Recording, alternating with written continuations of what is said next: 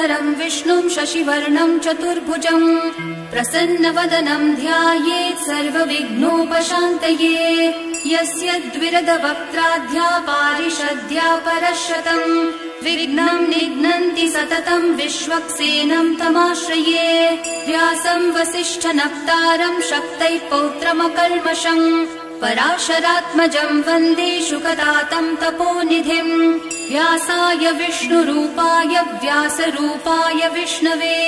नमो वै ब्रह्मनिधये वासिष्ठाय नमो नमः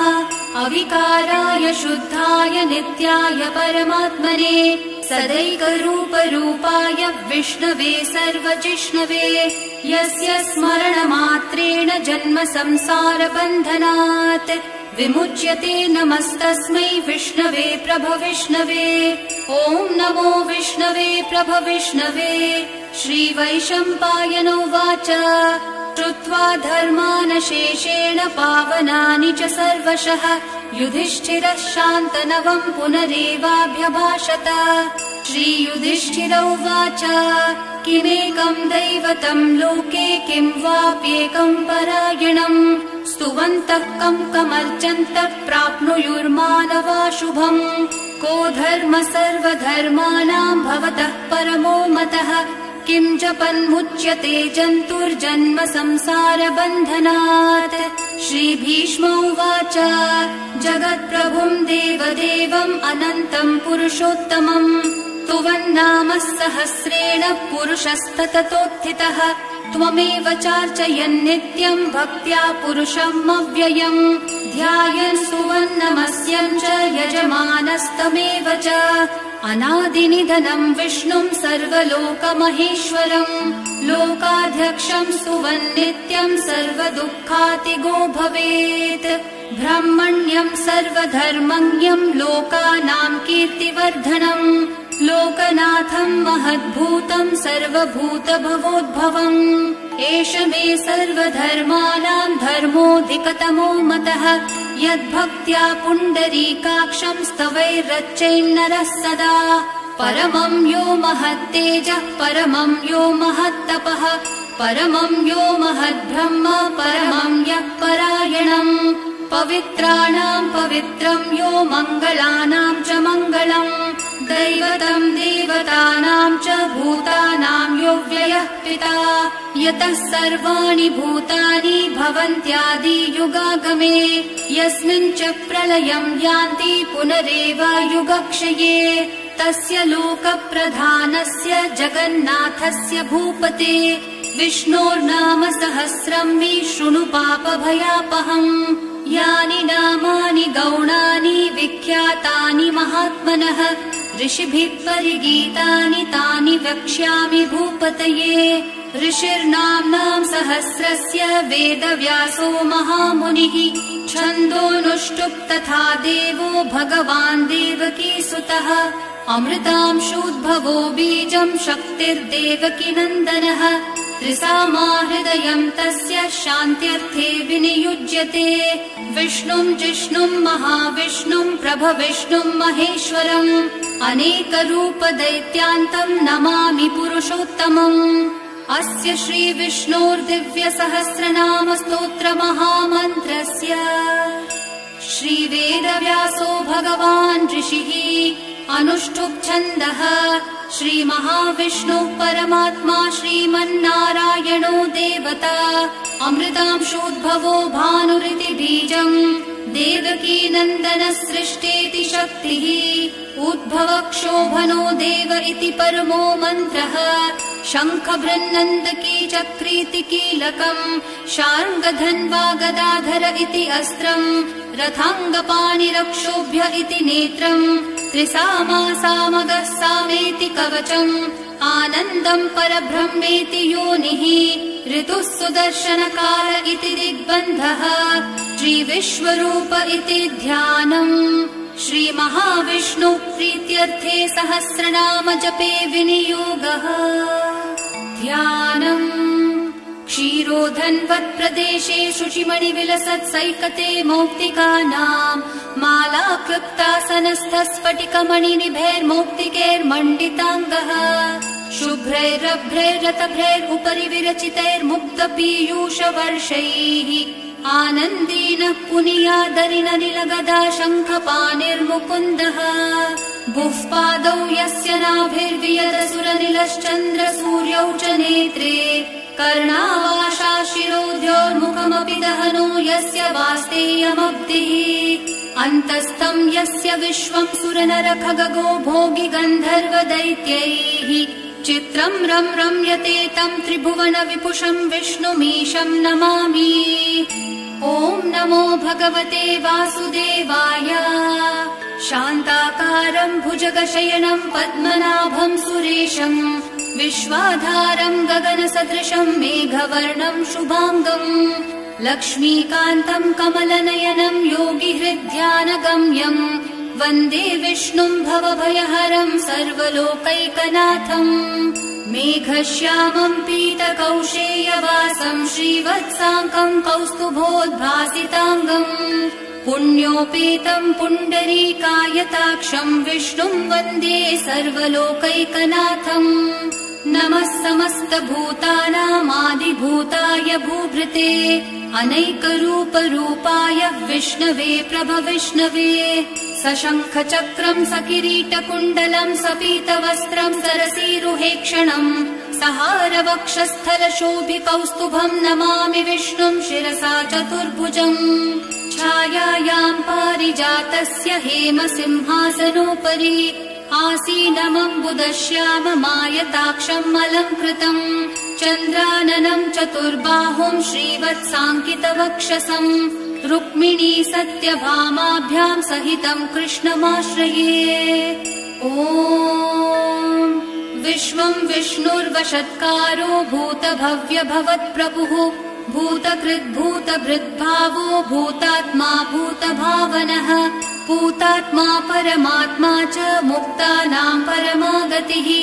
अव्ययः पुरुषः साक्षी क्षेत्रज्ञोऽक्षर एव च योगो योगविदां नेता प्रधानः पुरुषेश्वरः नारसिंहवपुः श्रीमान् केशवः पुरुषोत्तमः सर्वः शर्वः शिवस्थाणोर्भूतादिर्निधिरव्ययः सम्भवो भावनो भर्ता प्रभवः प्रभुरीश्वरः स्वयंभू शम्भुरादित्य पुष्कराक्षो महास्वनः अनादिनिधनो धाता विधाता धातुरुत्तमः अप्रमेयो ऋषिकेशः पद्मनाभोऽमरप्रभुः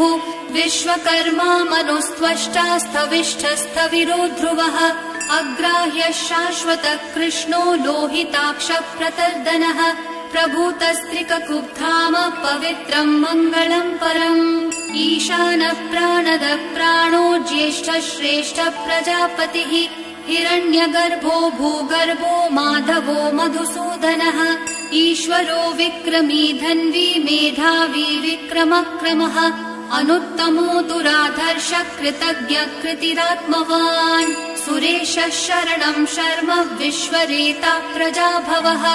अहः संवत्सरो व्याळ प्रत्ययः सर्वदर्शनः अजः सर्वेश्वरः सिद्धिः सिद्धिः सर्वादिरच्युतः वृषाकपिरमेयात्मा सर्वयोगविनिश्रितः वसुर्वसुमनः सत्यः समात्मा संवितः समः अमोघः पुण्डरीकाक्षो वृषकर्मा वृषाकृतिः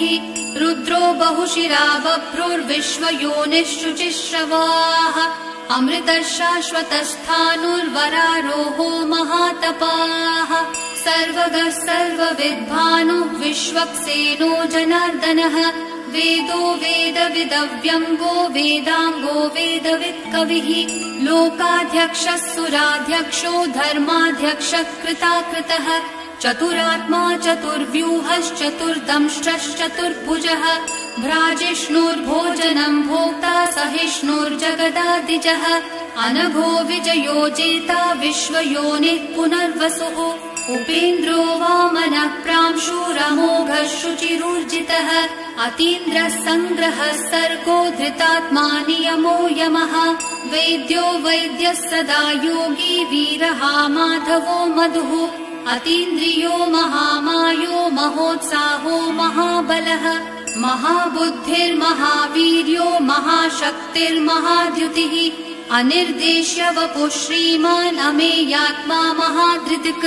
महेश्वासो महीभर्ता श्रीनिवासः सतां गतिः अनिरुद्धः सुरानन्दो गोविन्दो गोविदाम्पतिः मरीचिर्दमनोहंसः सुपर्णो भुजगोत्तमः हिरण्यनाभः सुतपा पद्मनाभः प्रजापतिः अमृत्युः सर्वदृक्सिंहः सन्धाता सन्धिमान् स्थिरः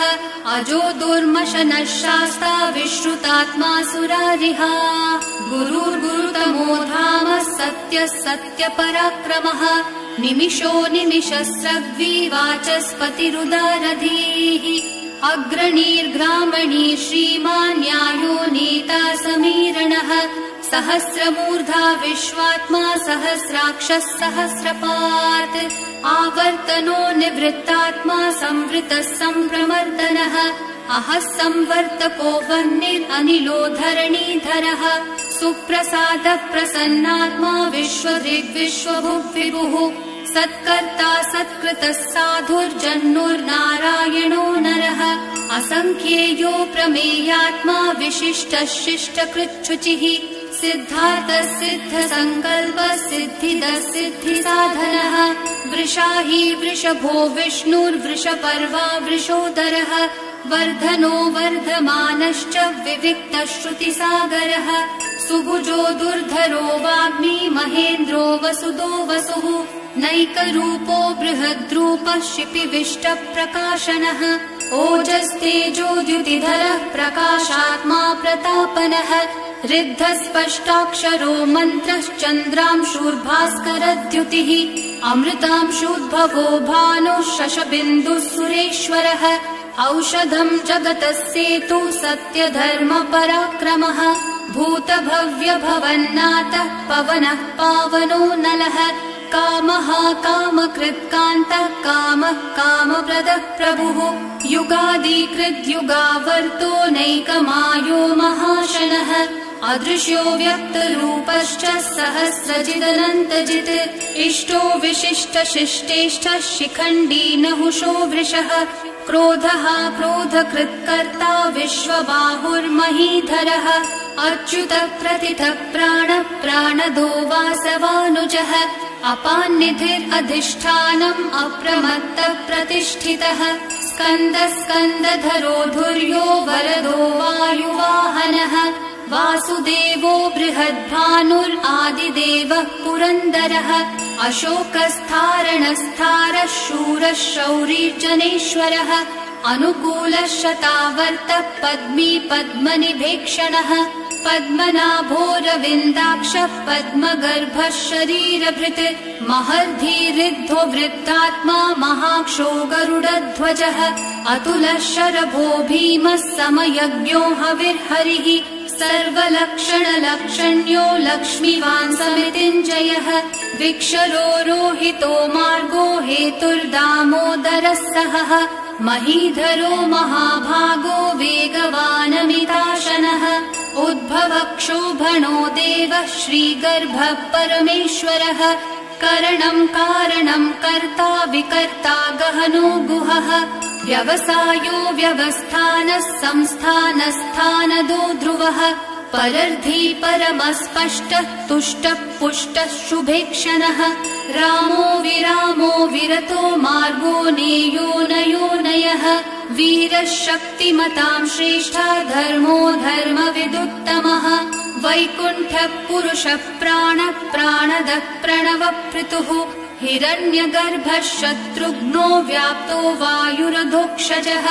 ऋतुः सुदर्शनः कालः परमेष्टि परिग्रहः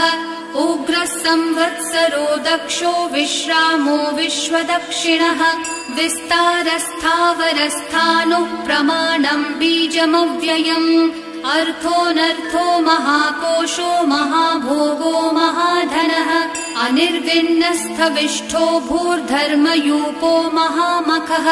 नक्षत्रनेमिर्नक्षत्री क्षामः क्षामः समीहनः यज्ञयुज्यो महेज्यश्च क्रतुः सत्रम् सतां गतिः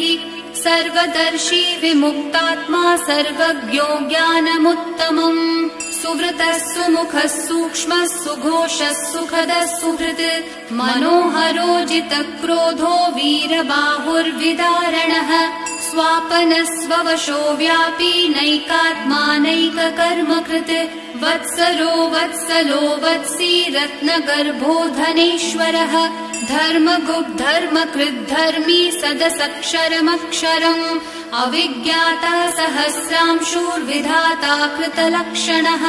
गभस्थिनेमि सत्त्वस्थः सिंहो भूतमहेश्वरः आदिदेवो महादेवो देवेशो देवभृत्कुरुः उत्तरो गोपतिर्गोप्ता ज्ञानगम्यः पुरातनः शरीरभूतभृद्भोक्ता कपीन्द्रो भूरि दक्षिणः सोमपोमृतपः सोमः पुरुजित्पुरुसत्तमः विनयोजयः सत्यसन्धो दाशारः सात्वताम् पतिः जीवो विनयिता साक्षी मुकुन्दोमितविक्रमः अम्भो निधिरनन्तात्मा महोदधिशयोऽन्तकः अजो महार्हः स्वाभाव्यो जितामित्रप्रमोदनः आनन्दो नन्दनो नन्दः सत्यधर्मा त्रिविक्रमः महर्षि कपिलाचार्य कृतज्ञो मेदिनीपतिः त्रिपदस्त्रिदशाध्यक्षो महाशृङ्गः कृतान्तकृत् महावराहो गोविन्दः सुषेणः कनकाङ्गदिः गुह्यो गभीरो गहनो गुप्तश्चक्रगदाधरः वेधास्वाङ्गोजितः कृष्णो दृढः सङ्कर्षणोच्युतः वरुणो वारुणो वृक्षः पुष्कराक्षो महामनाः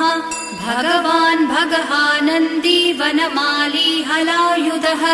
आदित्यो ज्योतिरादित्यः सहिष्णुर्गतिसत्तमः सुधन्वा खण्डपरशुर्दारुणो द्रविणप्रदः दिवस्प्रक् सर्वदृग्व्यासो वाचस्पतिरयोनिजः त्रिसामासामगः साम निर्वाणम् भेषजम् भिषक् सन्न्यासकृच्छमः शान्तो निष्ठा शान्तिपरायणम् शुभाङ्गः शान्तिदः सृष्टा कुमुदः कुवलेशयः गोहितो गोपतिर्गोप्ता वृषभाक्षो वृषप्रियः अनिवर्ती निवृत्तात्मा संक्षेप्ताक्षेमकृच्छिवः श्रीवत्सवक्षा श्रीवासः श्रीपति श्रीमताम्बरः श्रीदः श्रीशः श्रीनिवासः श्रीनिधिः श्रीविभावनः श्रीधरः श्रीकरः श्रेयः श्रीमान् लोकदयाश्रयः स्वक्षस्वङ्गशतानन्दो नन्दिर्ज्योतिर्गणेश्वरः विजितात्मा विधेयात्मा सङ्कीर्तिश्छिन्न संशयः उदीर्णः सर्वतश्चक्षुरनीशः शाश्वतः स्थिरः भूषयो भूषणो भूतिर्विशोकः शोकनाशनः अर्चिष्मान् अर्चितः कुम्भो विशुद्धात्मा विशोधनः अनिरुद्धो प्रतिरथः प्रद्युम्नोमितविक्रमः कालनेमिनिहावीरः शौरिः शूरजनेश्वरः त्रिलोकात्मा त्रिलोकेशः केशवः केशिहा हरिः कामदेवः कामपालः कामी कान्तः कृतागमः अनिर्देश्य वपुर्विष्णु वीरोऽनन्तो धनञ्जयः ब्रह्मण्यो ब्रह्मकृद्ब्रह्मा ब्रह्म ब्रह्मविवर्धनः ब्रह्मविद् ब्राह्मणो ब्रह्मी ब्रह्मज्ञो ब्राह्मणप्रियः महाक्रमो महाकर्मा महातेजा महोरगः महाक्रतुर्महायज्वा महायज्ञो महाहविः स्तव्यस्तव्यप्रियस्तोत्रम् स्तुतिस्तोतारणप्रियः पूर्णः पूरयिता पुण्यः पुण्यः कीर्तिरणामयः मनोजवस्तीर्थकरो वसुरेता वसुप्रदः वसुप्रदो वासुदेवो वसुर्वसुमनाहविः सद्गतिः सत्कृतिः सत्ता सद्भूतिः सत्परायणः शूरसेनो यदुश्रेष्ठः सन्निवासः सुयामुनः भूतावासो वासुदेवः सर्वासु निलयोन्नलः दर्पहा दर्पदो दृप्तो दुर्धर्षो धनुर्धरोऽथापराजितः विश्वमूर्तिर्महामूर्तिर्दीप्तमूर्तिरमूर्तिमान् अनेकमूर्तिरव्यक्तः शतमूर्तिः शताननः एकोनैकः स वक्कः किं यत्तत्पदमनुत्तमम् लोकबन्धुर्लोकनाथो माधवो भक्तवत्सलः सुवर्णवर्णो हेमाङ्गो वराङ्गश्चन्दनाङ्गदी वीरहा विषमः शून्यो घृताशीरचलश्चलः अमानी मानदो मान्यो लोकस्वामी त्रिलोकधृक् सुमेधा मेधजो धन्यः सत्यमेधाधराधरः तेजो वृषो द्युतिधरः सर्वशस्त्रभृताम्बरः प्रग्रहो निग्रहो व्यग्रो नैकशृङ्गो गदाग्रजः चतुर्मूर्तिश्चतुर्बाहुश्चतुर्व्यूहश्चतुर्गतिः चतुरात्मा चतुर्भावश्चतुर्वेदविदेकपात् समावर्तो निवृत्तात्मा दुर्जयो दुरतिक्रमः दुर्लभो दुर्गमो दुर्गो दुरावासो दुरारिहा शुभाङ्गो लोकसारङ्गस्तुतन्तुस्तन्तुवर्धनः इन्द्रकर्मा महाकर्मा कृतकर्मा कृतागमः उद्भवः सुन्दरः सुन्दो रत्ननाभः सुलोचनः अर्को वाजसनः शृङ्गी जयन्तः सर्वविजयी सुवर्णबिन्दुरक्षोभ्यः सर्ववागीश्वरेश्वरः महाहृदो महागर्तो महाभूतो महानिधिः कुमुदः कुन्दरः कुन्दः पर्जन्यः पावनो निलः अमृताशोऽमृतवपुः सर्वज्ञः सर्वतोमुखः सुलभः सुव्रतः सिद्धः शत्रुजिच्छत्रुतापनः न्यग्रोधोदम्बरोऽश्वत्थः चाणुरान्ध्रनिषूदनः सहस्रार्चिः सप्तजिह्वा सप्तैधा सप्तवाहनः अमूर्तिरनघोचिन्त्यो भयकृद्भयनाशनः अनुर्बृहत्कृशस्थूलो गुणभृन्निर्गुणो महान् अधृतस्वधृतस्वास्य प्राग्वंशो वंशवर्धनः भारभृत्कथितो योगी योगीशः सर्वकामदः आश्रमश्रमणः श्रामः सुपर्णो वायुवाहनः धनुर्धरो धनुर्वेदो दण्डो दमयिता दमः अपराजितः सर्वसहो नियन्ता नियमो यमः सत्त्ववान् सात्विकः सत्यः सत्यधर्मपरायणः अभिप्रायप्रियार्होर्हः प्रियकृत्प्रीतिवर्धनः विहाय सगतिर्ज्योतिः सुरुचिर्हुतभुग्विभुः रविर्विरोचनः सूर्यः सविता रविलोचनः अनन्तो हुतभुग्भोक्ता सुखदो नैकजोऽग्रजः अनिर्विण्णः सदामर्षि लोकाधिष्ठानमद्भुतः सनातनतमः कपिलः कपिरव्ययः स्वस्तिदः स्वस्तिकृत् स्वस्ति स्वस्ति भुक् स्वस्ति दक्षिणः अरौद्रः कुण्डली चक्री विक्रम्यूर्जितशासनः शब्दातिगः शब्दसः शिशिरः शर्वरीकरः अक्रूरः पेशलो दक्षो दक्षिणः शमिनाम्बरः विद्वत्तमो वीतभयः पुण्यश्रवणकीर्तनः उत्तारणो दुष्कृतिः पुण्यो दुःस्वप्ननाशनः वीरहारक्षणः सन्तो जीवनः पर्यवस्थितः अनन्तरूपोऽनन्तः श्रीर्जितमन्युर्भयापहः चतुरक्षो गभीरात्मा विदिशो व्यादिशो दिशः अनादिर्भूर्भुवो लक्ष्मी सुवीरो रुचिराङ्गदः जननो जनजन्मादि भीमो भीमपराक्रमः आधारनिलयो धाता पुष्पहासः प्रजागरः ऊर्ध्वगः सत्पथाचारः प्राणदः प्रणवप्पणः प्रमाणम् प्राणनिलय प्राणभृत् प्राणजीवनः तत्त्वम् तत्त्वविदेकात्मा जन्म मृत्युजरातिगः भूर्भुवः स्वस्तरुस्तारः सविता प्रपितामहः यज्ञो यज्ञपतिर्यज्वा यज्ञाङ्गो यज्ञवाहनः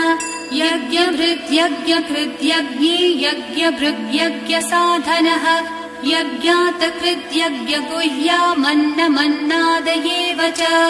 आत्मयोनिः स्वयं जातो वैखानः सामगायनः देवकीनन्दनः स्रष्टा क्षितीशः पापनाशनः शङ्खभृन्नन्दकी चक्री शार्ङ्गधन्वा गदाधरः रथाङ्गपाणिरक्षोभ्यः सर्वप्रहरणायुधः सर्वप्रहरणायुध ॐ नमः इति वनमाली गदी शार्ङ्गी शङ्खी चक्री च नन्दकी श्रीमान्नारायणोर्विष्णुर्वासुदेवोऽभिरक्षतु वनमाली गदी शार्ङ्गी शङ्खी चक्री च नन्दकी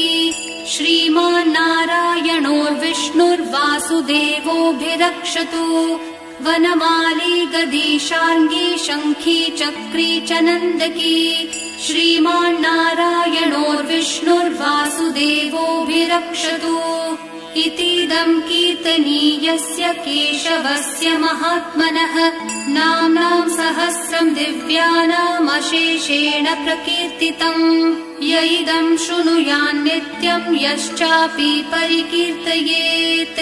नाशुभं प्राप्नुयात् किञ्चित् सोमुद्रेह च मानवः वेदान्तगो ब्राह्मणः स्यात् क्षत्रियो विजयी भवेत् वैश्यो धनः समृद्धः स्यात् क्षत्रः सुखमवाप्नुयात् धर्मार्थी प्राप्नुयात् धर्मम् अर्थार्थी चार्थमाप्नुयात् कामानवाप्नुयात् कामी प्रजार्थी चाप्नुयात् प्रजाम् भक्तिमान्यः सदोत्थाय शुचिस्तद्गतमानसः सहस्रं वासुदेवस्य नाम्नामेतत् प्रकीर्तयेत् यशः प्राप्नोति विपुलं याति प्राधान्यमेव च अचलां श्रियमाप्नोति श्रेयः प्राप्नोत्यनुत्तमम् न भयं क्वचिदाप्नोति वीर्यं तेजश्च विन्दति भवत्यरोगो द्युतिमान् बलरूपगुणान्वितः रोगार्तो मुच्यते रोगात् बद्धो मुच्येत बन्धनात् भयान्मुच्येत भीतस्तु मुच्येतापन्न आपदः दुर्गान्यतितरत्याशु पुरुषः पुरुषोत्तमम् स्तुवन्नाम सहस्रेण नित्यं भक्तिसमन्वितः वासुदेवाश्रयो मर्त्यो वासुदेवपरायणः सर्वपापविशुद्धात्मा याति ब्रह्म सनातनम् न वासुदेव भक्तानाम् अशुभं विद्यते क्वचित् जन्म मृत्युजरा व्याधि भयं नैवोपजायते इमं स्तवमधीयानः श्रद्धा भक्तिसमन्वितः युज्येतात्मसुखः शान्तिः श्रीधृतिः स्मृतिकीर्तिभिः न क्रोधो न च मात्सर्यं न लोभो नाशुभामतिः भवन्ति कृतपुण्यानां भक्तानां पुरुषोत्तमे द्यौस चन्द्रार्कनक्षत्राखं दिशो भूर्महोदधिः आसुदेवस्य वीर्येण विधृतानि महात्मनः ससुरासुरगन्धर्वं स यक्षोरगराक्षसम् जगद्वशे वर्ततेदं कृष्णस्य सचराचरम् इन्द्रियाणि मनोबुद्धिः सत्त्वं तेजो बलं धृतिः वासुदेवात्मकान्याहुः क्षेत्रं क्षेत्रज्ञ एव च सर्वागमानामाचारः प्रथतं परिकल्पते आचारप्रभवो धर्मो धर्मस्य प्रभुरच्युतः ऋषयः पितरो देवा महाभूतानि धातवः जङ्गमाजङ्गमं चेदं जगन्नारायणोद्भवम् योगो ज्ञानं तथा साङ्ख्यं विद्या शिल्पादिकर्म च वेदाः शास्त्राणि विज्ञानमेतत् सर्वं जनार्दनात् एको विष्णुर्महद्भूतं पृथग्भूतान्यनेकशः त्रीन् लोकान् व्याप्य भूतात्मा भुङ्क्ते विश्वभुगव्ययः इमं स्त्वं भगवतो विष्णोर्व्यासेन कीर्तितम् पठेद्य इच्छेत् पुरुषः श्रेयः प्राप्तुम् सुखानि च विश्वेश्वरमजम् देवम् जगतः प्रभुमव्ययम् भजन्ति ये पुष्कराक्षम् न ते यान्ति पराभवम् न ते यान्ति पराभवम् ॐ नमः इति। अर्जुन उवाच पद्मपत्रविशालाक्ष पद्मनाभसुरोत्तम भक्तानाम् अनुरक्तानाम् भ्राता भव जनार्दन। श्रीभगवानुवाच यो माम् नाम सहस्रेण स्तोतुमिच्छति पाण्डव सोऽहमेकेन श्लोकेन स्तुतयेव न संशयः स्तुतयेव न संशय ॐ नमः इति। व्यास उवाच वासनाद्वासुदेवस्य वासितम् भुवनत्रयम् सर्वभूतानि वासोऽसि वासुदेव नमोऽस्तु ते। श्रीवासुदेव नमोऽस्तु त ॐ नमः इति। पार्वत्युवाच केनोपायेन लघुना विष्णोर्नाम सहस्रकम् पठ्यते पण्डितैर्नित्यम् श्रोतुमिच्छाम्यहम् प्रभो। ईश्वरोवाच श्रीराम राम रामेति रमे रामे मनोरमे सहस्रनाम तत्तुल्यम् राम नाम वरानने। श्रीराम राम रामेति रमे रामे मनोरमे सहस्रनाम तत्तुल्यम् राम नाम वरानने। श्रीराम राम रामेति रमे रामे मनोरमे सहस्रनाम तत्तुल्यम् राम नाम वरानने। श्रीराम नाम वरानन ॐ नमः इति। ब्रह्मोवाच नमोऽस्त्वनन्ताय सहस्रमूर्तये सहस्रपादाक्षि शिरोरुबाहवे सहस्रनाम्ने पुरुषाय शाश्वते सहस्रकोटियुगधारिणे नमः। सहस्रकोटियुगधारिण ॐ नमः इति। सञ्जय उवाच यत्र योगेश्वरः कृष्णो यत्र पार्थो धनुर्धरः तत्र श्रीर्विजयो भूतिर्ध्रुवा नीतिर्मतिर्मम। श्रीभगवानुवाच अनन्याश्चिन्तयन्तो मा ये जनाः पर्युपासते तेषाम् नित्याभियुक्तानाम् योगक्षेमम् वहाम्यहम्। परित्राणाय साधूनाम् विनाशाय च दुष्कृताम् धर्म संस्थापनार्थाय सम्भवामि युगे युगे। आर्ता विषण्णा शिथिलाश्च भीता घोरेषु च व्याधिषु वर्तमानाः संकीर्त्य नारायण शब्दमात्रम् विमुक्तदुःखाः सुखिनो भवन्तु। कायेन वाचा मनसेन्द्रियैर्वा बुद्ध्यात्मना वा प्रकृते स्वभावात् करोमि यद्यत् सकलम् परस्मै नारायणायेति समर्पयामि। श्रीविष्णु सहस्रनाम स्तोत्रम् सम्पूर्णम्।